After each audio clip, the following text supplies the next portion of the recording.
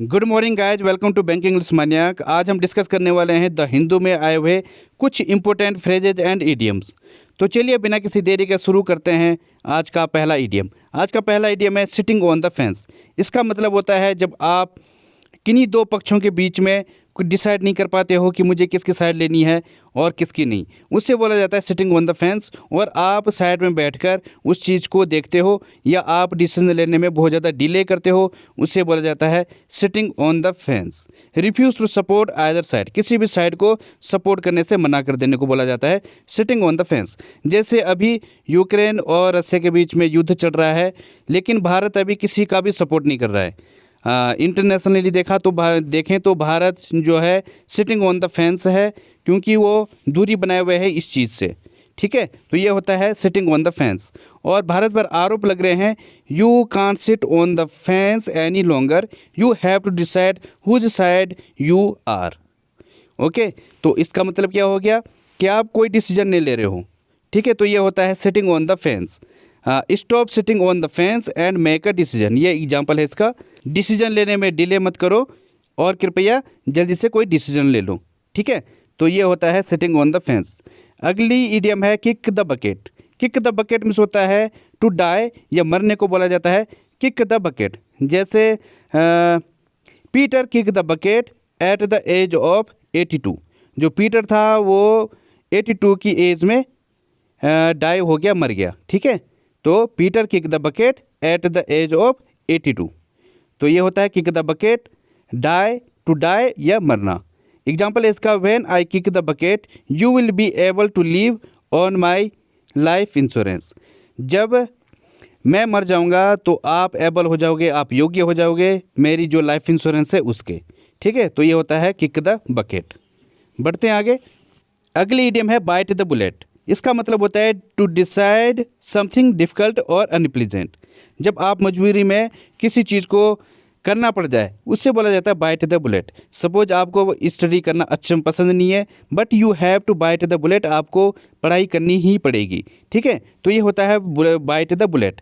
या आपको कोई कार्य ऐसा है जो आपको बिल्कुल पसंद नहीं है करना, लेकिन आपको मजबूरी में वो काम करना ही पड़ेगा, वो होता है बाइट द बुलेट। एग्जाम्पल से आपको और ज़्यादा समझ में आ जाएगा। इसका एग्जाम्पल है, I hate going to the dentist but I will just have to bite the bullet. मुझे डेंटिस्ट के पास जाना बिल्कुल पसंद नहीं है, लेकिन मुझे जाना ही होगा। ठीक है, तो ये हो गया इसका एग्जाम्पल। यहाँ से समझ आ गया होगा ये क्या है, मजबूरी में स्वीकार रहा है। या फिर you must bite the bullet to lose weight. आपको जो है ये बात स्वीकारनी होगी कि आपको अपना वेट कम करना ही होगा। ठीक है, तो आप इस तरीके से भी इसे यूज कर सकते हो। अगली इडियम है ईटिंग हम्बल पाई। ईटिंग हम्बल पाई मिस होता है जब आप अपनी जो मिस्टेक है उसे एडमिट करते हो। To admit that you made a mistake, जब आपको ये यकीन हो जाता है कि शायद मेरे से कोई गलती हो गई है, उससे बोला जाता है ईटिंग हम्बल पाई। एक्सेप्ट हम्बली या फिर कन्फेस को बोला जाता है ईटिंग हम्बल पाई, अपनी गलती स्वीकार करना। तो ये एग्जाम्पल समझते हैं इसको। Even if you don't like your superiors at work you have to eat humble pie sometimes. जब आप ये भी जानते हो कि आपका जो सुपीरियर है वो जहाँ आप कार्य करते हो वहाँ बिल्कुल भी अच्छा नहीं है, फिर भी आपको कुछ ना कभी ये स्वीकार करना होगा, क्योंकि जो बॉस होते हैं वो ऑलवेज राइट होते हैं।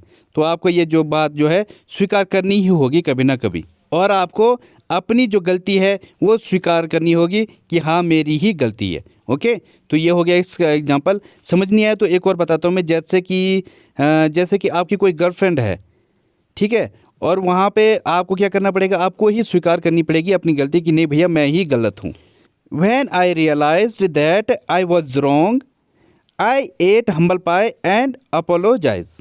ठीक है, जब मुझे ये एहसास हुआ कि मैं ही गलत था, उस टाइम पे मुझे अपनी गलती स्वीकार करनी पड़ी। ठीक है, तो इस तरीके से हम इसे यूज करते हैं। बढ़ते हैं आगे। अगली इडियम है flogging a dead horse. Flogging a dead horse means होता है जब आप व्यर्थ कोशिश कर रहे होते हो किसी कार्य को करने की। ठीक है, a particular efforts is futile. जो पर्टिकुलर एफर्ट्स आप कर रहे हो वो क्या है, व्यर्थ है, फ्यूटाइल है। ठीक है, व्यर्थ कोशिश करना, ये होता है फ्लॉगिंग अ डेड हॉर्स। जैसे इमेज में दिख रहा होगा, ये क्या कर रहा है, डेड हॉर्स को उठाने की कोशिश कर रहा है। अब जो ऑलरेडी मर चुका है वो कैसे उठ जाएगा, तो ये क्या होता है, ये फ्लॉगिंग अ डेड हॉर्स कर रहा है, ये फालतू ही डेड हॉर्स को उठाने की कोशिश कर रहा है जो कभी उठने वाला नहीं है। तो जब आप कुछ कार्य ऐसे होते हैं जिस पर आप व्यर्थ कोशिश कर रहे होते हो लेकिन नहीं होने वाला, ठीक है, तो वहाँ पे आपको समझना होगा कि एक आप क्या कर रहे हो, you are flogging a dead horse.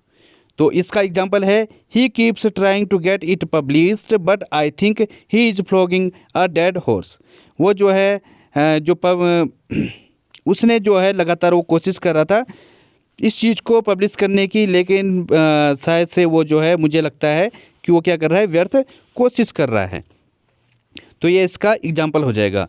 अगली इडियम है run of the mill. Run of the mill होता है समथिंग वेरी ऑर्डिनरी और नॉर्मल को बोला जाता है run of the meal.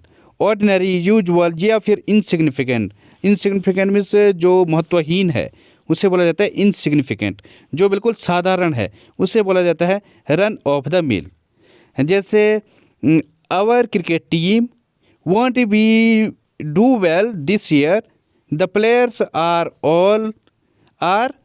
All very run of the mill. इस बार हमारे शायद जो क्रिकेट टीम है इस ईयर नहीं जीत पाएगी, क्योंकि जो प्लेयर हैं वो कैसे हैं, बहुत ही साधारण हैं, सिंपल हैं, उतने खास नहीं है, इस बार अच्छा काम नहीं कर रहे हो। तो ये होता है run of the mill.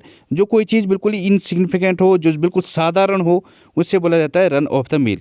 Suppose हमारी टीम में अगर विराट कोहली, रोहित शर्मा नहीं होते तो ये टीम कैसी होती, ये रन ऑफ द मील होती, उतने पावरफुल नहीं रहते, साधारण रहती, तो जो है इसका उतना बढ़िया इम्पैक्ट नहीं पड़ता। तो ये होता है run of the mill. Example है इसका, he gave a fairly run of the mill speech. उसने बहुत ही ज़्यादा कैसी स्पीच दी, साधारण स्पीच दी, जिससे ज़्यादा कोई फर्क पड़ा नहीं, ठीक है। तो ये होता है रन ऑफ द मील। अगली इडियम है स्पीक एंड स्पैन। इसका मतलब होता है नीट एंड क्लीन को बोला जाता है स्पीक एंड स्पैन। इसको क्लीन एंड टाइडी भी बोलते हैं। क्लीन एंड टाइडी मतलब साफ़ सुथरा हो जहाँ पे, उससे बोला जाता है क्लीन एंड टाइडी या speak and span. My little house is speak and span. मेरा जो छोटा हाउस है वो कैसा है, साफ़ सुथरा है। या फिर ही always keeps his room speak and span. वो अपना रूम जो है हमेशा साफ और सुथरा रखता है। तो इस तरीके से हम स्पीक एंड स्पैन को यूज करते हैं, स्पीक एंड स्पैन। अगली इडियम है it takes two to tango. इसका मतलब होता है कोई ऐसा कार्य जिसमें दो लोगों की ज़रूरत होती है। जैसे अगर फाइट होगी, ठीक है, तो उसमें किसी एक का पक्ष जिम्मेवार नहीं रहेगा, बल्कि दोनों ही पक्ष क्या होते हैं, जिम्मेवार होते हैं, क्योंकि अकेला बंदा अकेले से तो लड़ नहीं सकता। तो उसमें क्या माना जाता है कि अकेले से जो है कोई भी काम नहीं होता, मतलब दोनों ही रिस्पॉन्सिबल होते हैं, ठीक है। When two parties are responsible for a certain action or situation in which they are involved, it's not one party's fault, but it takes two to tango। मतलब क्या हुआ इसका, कोई भी पार्टी जो होती है उसमें किसी एक पार्टी की गलती नहीं होती है, उसमें दोनों ही पार्टी जिम्मेवार होते हैं। जैसे मैं आपको एग्जांपल बताता हूँ, it's not her fault, it's her husband as well, it takes two to tango, remember. क्या है कि सिर्फ उसकी गलती नहीं है, उसके हस्बैंड की भी है, क्योंकि आपको याद होना चाहिए, रिमेंबर हमेशा माइंड में होना चाहिए कि एक बंदे की कभी गलती नहीं होती है, दोनों ही पक्ष जिम्मेवार होते हैं किसी डिस्प्यूट के लिए, किसी लड़ाई के लिए। ओके, तो ये होता है it takes two people to start an argument. ऐसा कार्य जिसमें दो की ज़रूरत होती है। एग्जाम्पल है इसका, your son blames mine for their fight at school but it generally takes two to tango. आपका जो लड़का है वो मेरे लड़के पर ब्लेम कर रहा है कि स्कूल में जो भी फाइट हुई उसके लिए मेरे लड़के को ब्लेम कर रहा है, लेकिन ऐसा नहीं है, एक्चुअल में दोनों ही पक्ष इसके लिए जिम्मेवार होते हैं। तो देखते हैं अगली इडियम। अगली फ्रेज है प्ले अप। इसका मतलब होता है जब किसी चीज़ पर काफ़ी जोर दिया जाता है, उसको काफ़ी एग्जैजरेट किया जाता है, उसको बिगाड़ने की कोशिश की जाती है, उससे बोला जाता है प्ले अप। एम्फसाइज और एग्जैजरेट द एक्सटेंट और इम्पोर्टेंस ऑफ समथिंग। किसी चीज़ पर एम्फसाइज करना, उस पर जोर देना, या फिर एग्जैजरेट द एक्सटेंट, उसका जो दायरा है उसको और ज़्यादा ख़राब कर देना, या फिर इम्पोर्टेंस ऑफ समथिंग, किसी चीज़ के जो इम्पोर्टेंस है, जो महत्व है, उसको और ज़्यादा दिखाने को बोला जाता है प्ले अप। जैसे कि एग्जाम्पल है इसका, the mystery surrounding his death was played up by the media.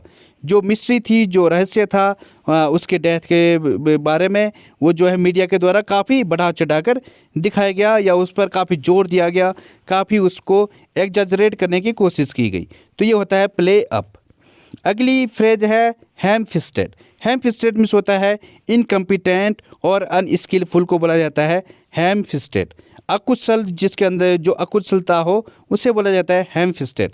इधर इमेज में दिख रहा होगा, अगर आपके हैंड ऐसे हों तो आपको अगर बोला जाए कि कुछ बारीक काम है, सुई घुसाने का काम है या कुछ लिखने का काम है, क्या आप इन हैंडों से इस तरीके के हैंड से कर सकते हो? बिल्कुल नहीं। आप क्या हो जाओगे? एक इनकम्पिटेंट हो जाओगे, अनस्किलफुल हो जाओगे, अकुशल हो जाओगे। ठीक है, तो ये होता है हैम फिस्टेड, इस तरीके का जिसकी फिस्ट होती है। एग्जाम्पल इसका, अ हैम फिस्टेड परफॉर्मेंस। कैसी परफॉर्मेंस? एक अकुशल परफॉर्मेंस। तो गाइज मिलते हैं इसके सेकंड पार्ट में, तब तक के लिए थैंक यू, धन्यवाद। If you like the video please like and subscribe the channel.